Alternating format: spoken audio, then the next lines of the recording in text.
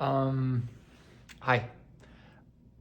I just took off my sunglasses. I'm putting on my optical glasses. Things are still going really well for me, and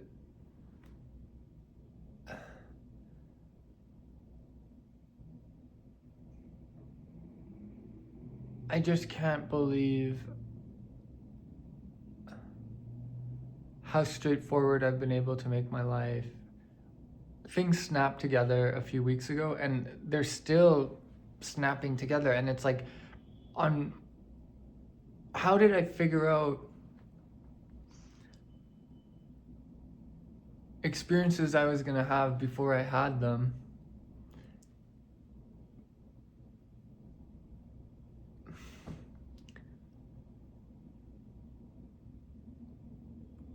God, I'm not doing too good on camera. Okay, so this is by a brand called Candy Lab, and then this is their trailer.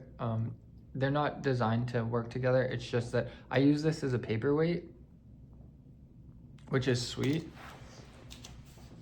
And what I have here, let's start a workers' protest 26 about event.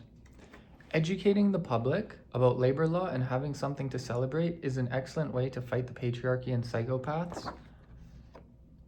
Boycott YAG, which is our international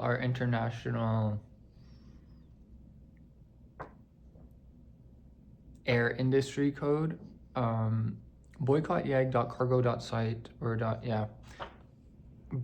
The research.club, scratch that off for all the advertisements. There must be like 60 of them, and I'm gonna go start handing those out after I like finish this video, shower, kind of start my day. I had gotten a donut.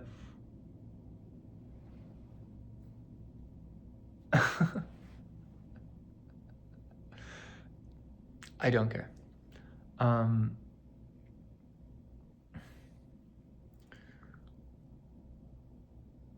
Got a donut, came back, things are going really well. I got a membership to the gym. Oh, that's what it was. Like, so I wake up, I go for a run. Schedule's not perfect. What I should be doing is waking up to go for a run, go practice yoga, and then go to the gym. And the gym has a sauna and a really nice, like, blow drying station. So, and like they have nice blow dryers, and so I'm also like gonna be doing my hair there, which is relevant, which is necessary because my hair is really long. And it's winter.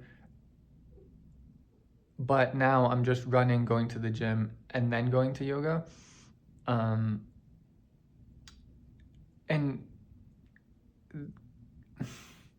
like, I had done so much intellectual labor coming up with the idea of what it would be like to be a victim to Auschwitz.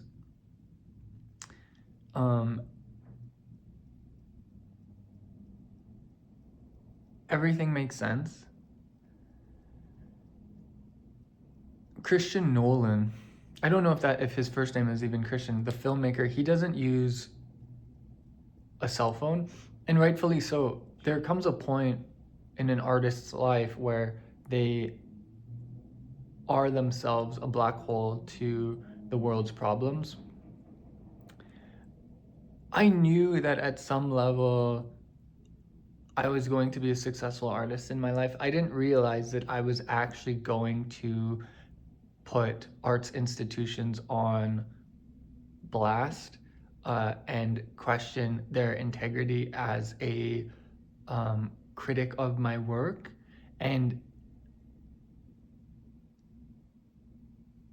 the fact that this lab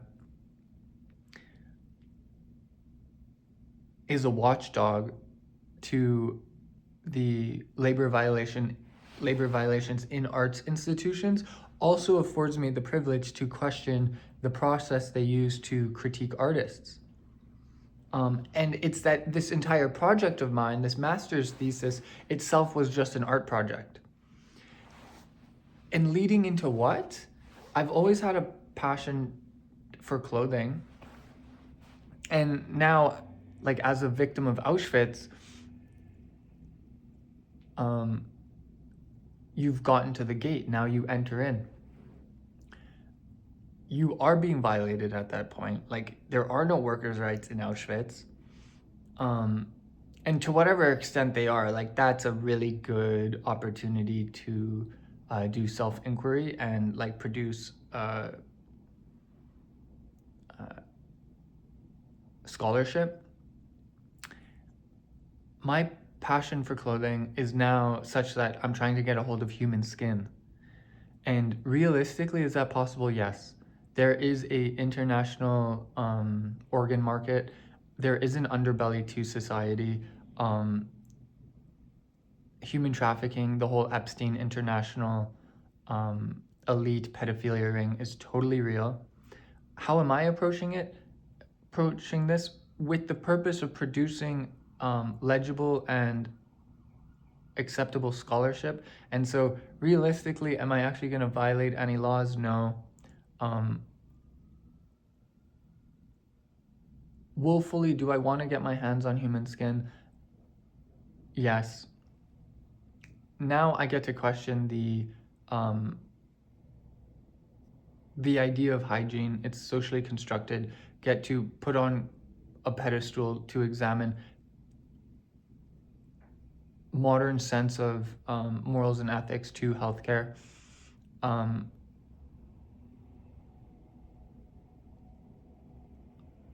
I now have to operate quite literally as an artist to process my to do intellectual labor, because manufacturing something is a function of the economy, and now I'm participating in the economy. However, now with the comfortable sense of identity, where I have taken back my self-worth that was taken from me by the working public in the prairies, telling me that any bit of privilege I have needs to be hidden. Christian Nolan doesn't have a cell phone. I want to meet people in real life. I don't care about the internet, besides the fact that I acknowledge its relevance, its importance. I don't consider it to be as relevant to any human discussion. It's strictly about like future civilization building. And in that way, these hair salons being all around the world, it's just like straight up on the software, there's going to be a feature where it's like, oh, I'm going to be at that hair salon, at that meeting site, the hair salon, 3 weeks from now. And so if anyone in that community wants to meet me, we can just straight up have an informal discussion, not a seminar, just straight up we meet at the coffee shop of the site, just like whatever the meeting space is. And not just that I can do it, I can use this as a technology, which is like this idea within the software program. Everyone can do it. And so you can schedule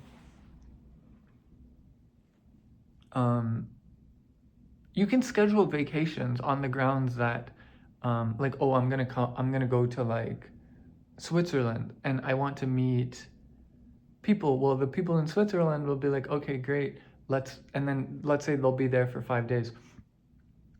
5 days, there's a group of 20 people.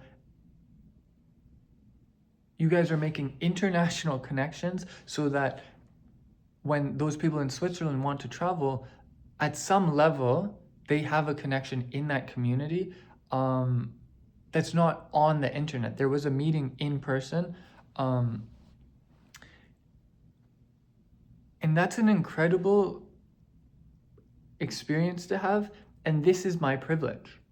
The work that I do as an artist is to support my family. Like the privilege I have as a person is that I have a family, that I have a wife and kids. That is the art. And it goes above the heads of the entire working public, the poor, and the homeless. Brilliant. It's so straightforward. It cuts the throat of any rebuttal as to exactly how the work I'm doing is artistic. It's like, well, I've given myself security, like financial security. A part of the work is like I like to play tennis. I'm looking for someone who likes to play tennis as well, and I want our kids to play tennis. And so like I have an academic life, I have an academic self, I have a professional self, but I also have the self that's with my family. And arguably, this is the one that's most important. But how would you figure that out? You would have to establish work-life balance. And what was my master's thesis all about? Defining exactly what it would take to have work-life balance by examining the most unwork-life balanced place ever, that of being a labor worker in Auschwitz.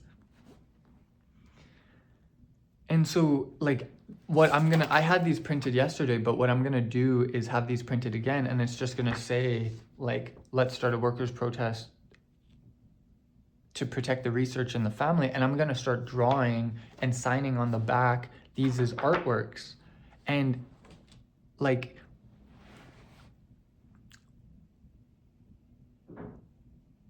art can be a protest against patriarchy and sociopathy. In my case, that's not exactly why I engage with it. I actually did literal work in society to fight the patriarchy and psychopaths. And so in that way, I've differentiated myself from the working class who are trying to aspire to be artists, and giving their work intrinsic meaning when there is actually no intrinsic meaning. The artist in that instance, the working class artist, falls to the victimhood of not having a pedigree, able to break into these arts organizations that like serve as the arbiters of taste. And that's what makes me different. I'm actually living the life of a privileged person who's acting as an artist. And so now what is the purpose of my art? It's to celebrate my family. Like Georges Bataille, who spoke about the accursed share, he was an occultist. I literally can start a pagan cult that worships my wife, like as a nonprofit organization that has reoccurring revenue, like that has money based on donations. I'm totally interested in that. At the point that there are hair salons all around the world, it's realistic to have a pagan cult worshipping the family. Like, there's your art. It actually trying to take over the New York art scene, actually like trying to become a part of enter into the Paris aristocracy. Produce scholarship at, like, be invited to the Ivy Leagues to produce excellent contributive dialogue.